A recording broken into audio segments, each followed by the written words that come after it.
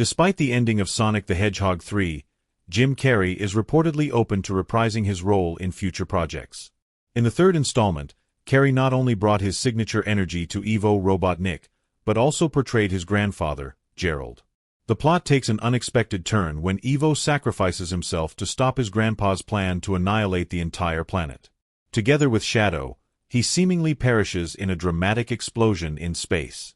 However, a post-credit scene reveals that Shadow survived, hinting that he may have saved Robotnik as well.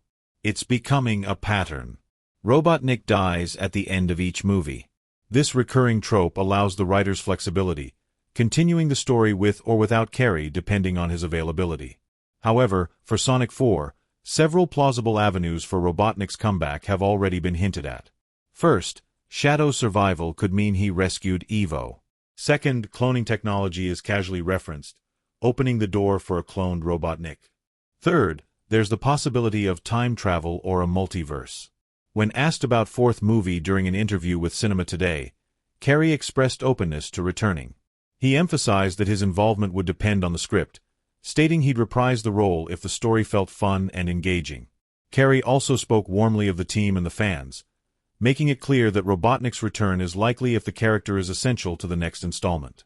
Paramount has already confirmed that Sonic 4 is in development. Honestly, even without the announcement, it was obvious the franchise wouldn't end with a trilogy. The first part introduced Tails, the sequel gave us Shadow, and now third has teased not one but two major characters in its post-credit scene. In this pivotal sequence, Sonic participates in a friendly race that takes him to Central Park. There, he encounters a squad of Metal Sonics whose sole mission is to eliminate him. Just as things look dire, a mysterious hooded figure armed with a massive hammer comes to Sonic's rescue. It's none other than Amy Rose. This brief yet impactful scene provides a clear glimpse of what Sonic 4 will deliver. Both Amy and Metal Sonic made their debuts in Sonic CD in 1993, and if concept continues where third movie drew heavily from Sonic Adventure 2, we can expect fourth part to adapt Sonic CD. In that game, Sonic battles Robotnik's attempts to harness the Time Stone's mystical artifacts that grant control over time itself. Time travel is a core mechanic in CD, allowing players to explore past, present, and future versions of levels. Metal Sonic, described as Eggman's ultimate weapon, serves as a significant threat capable of not only matching Sonic's abilities but surpassing his speed in crucial moments. During the plot, Metal Sonic kidnaps Amy, setting the stage for Sonic to save her. However, the movie may tweak this narrative, especially since Amy's introduction opens up possibilities for Team Rose. This group, which debuted in Sonic Heroes, consists of Amy, Cream the Rabbit, and Big the Cat. While Sonic Heroes came out a decade after CD, nothing prevents the writers from blending storylines from different games.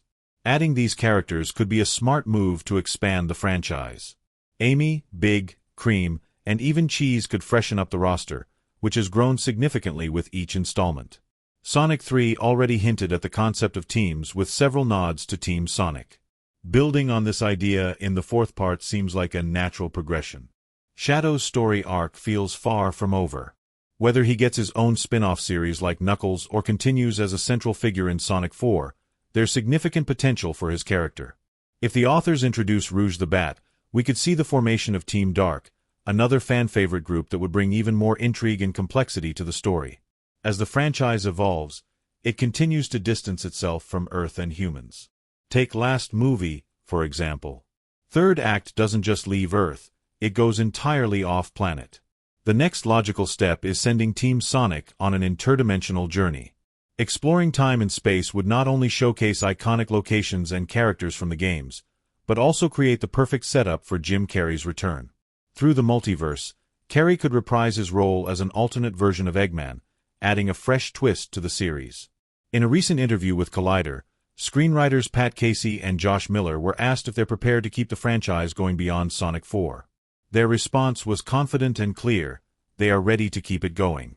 They pointed to the vast lore of the Sonic games, suggesting there's plenty of material for more sequels. Miller even hinted at exploring Sonic's origins in a new light, teasing details of the Hedgehog's past that haven't yet been revealed. Meanwhile, Sega has expressed openness to bold ideas, especially since the films continue to perform well at the box office and resonate with audiences. Sonic 3 has already grossed nearly $300 million worldwide against a $120 million budget. Despite this impressive success, Paramount plans to drop the movie online as early as January 21st, roughly a month after its theatrical debut. This quick turnaround hasn't dampened its box office performance, as the trilogy as a whole has proven to be a commercial hit. Paramount and Sega are committed to their collaboration, with Sonic 4 officially slated for release in 2027. Stay tuned.